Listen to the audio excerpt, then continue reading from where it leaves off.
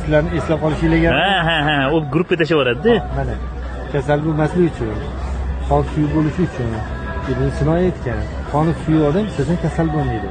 Sababi suvi qon badanda yurib, qatta kasallik xilt u narsa tromblar bo'lsa, jigarga olib kelib chiqarib tashlaydi.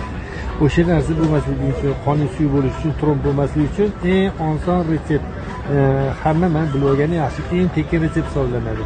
Bitta dona qizil lo'laga, bitta dona nordon olma, 2 dona qizil sabzini shirinini ko'ringlar, shirinini.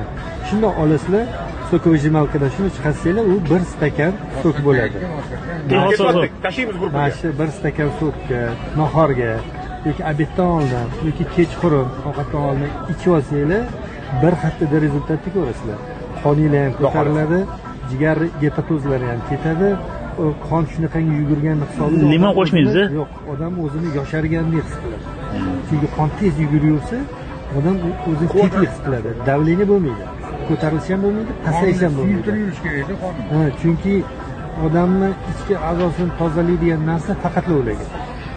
Men sizlarga bitta primer keltiraman. Xohlagan narsalaringizni yeysiz, tualetga borasizlar,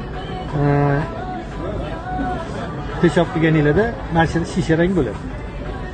Lekin lo'laga yeganinglarda Qizil chiqadi. qizil chiqadi. Sababi u bemalol kirib